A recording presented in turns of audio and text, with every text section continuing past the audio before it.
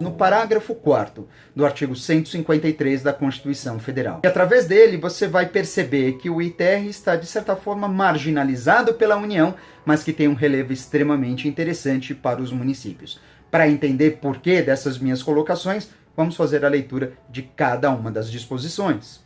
Primeiro, o ITR será progressivo e terá suas alíquotas fixadas de forma a desestimular a manutenção de propriedades improdutivas. Então é absolutamente certo que o ITR recebe alíquotas progressivas. Ele está autorizado a ter alíquotas dessa qualidade. Alíquotas essas que funcionarão com uma função extrafiscal. Ou seja, o ITR ele tem, neste caso, um objetivo regulatório, que é cobrar um imposto mais alto daquelas propriedades que se mostram de forma improdutiva, algo que não é nada interessante para o país. Ao contrário, também funciona. Se você tem uma propriedade em zona rural extremamente produtiva, certamente as alíquotas que sobre este bem recairá serão alíquotas bastante reduzidas. Além disso, existe um outro comando não menos interessante do que esse, que você também encontra no parágrafo 4º. Vamos conferir. O ITR não incidirá sobre pequenas glebas rurais definidas em lei, quando as explore o proprietário que não possua outro imóvel. O que você tem aí, para ser bem claro, é uma imunidade. Mas é uma imunidade que só afasta o ITR. Trata-se, portanto, de uma imunidade específica. Imunidade essa que, para ser observada por um determinado proprietário, ele vai precisar, então, reunir 3 qualidades. Primeiro, tem que ser um imóvel considerado como pequena gleba. Cabe a quem prever o que é pequena gleba? Cabe à legislação infraconstitucional. Existe atualmente uma legislação que dispõe nesse sentido, que é a Lei 9393 de 96, de modo que, dependendo da região onde o imóvel se localize, ele pode ser considerado pequena gleba ou não.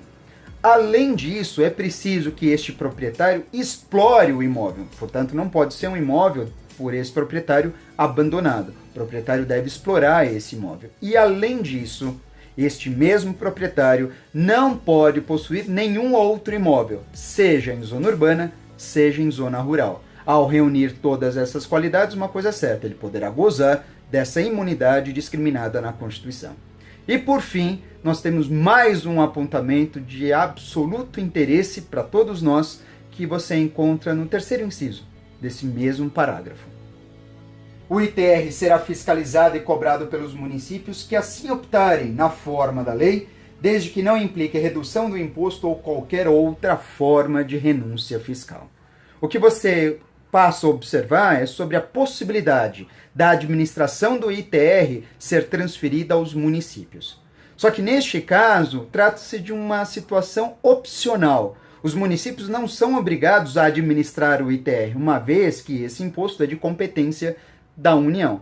Mas se um município quiser administrar o ITR, certamente poderá fazê-lo e, ao optar por essa atividade, o município também terá um prêmio. Qual é o prêmio? Ele passará a ficar com 100% do produto arrecadado. Veja, então, que nesse caso você está diante da transferência da capacidade tributária ativa, uma vez que a competência para legislar o imposto permanecerá com a União, e os municípios, por outro lado, terão apenas a possibilidade de fiscalizar e arrecadar os valores a título do ITR. Por isso mesmo é que você entende por que a Constituição Federal ela proíbe que os municípios possam promover qualquer tipo de renúncia ou redução na carga do ITR. Natural, porque quando se tratar de uma renúncia fiscal, um benefício fiscal, qualquer situação nesta condição dependerá exclusivamente de lei. E os municípios, por óbvio, não têm competência tributária. Terão eles apenas a capacidade tributária ativa. E mais uma vez, espero ter contribuído demais para você entender um dispositivo quase que escondido na Constituição Federal, mas que traz características absolutamente interessantes a respeito do imposto territorial rural.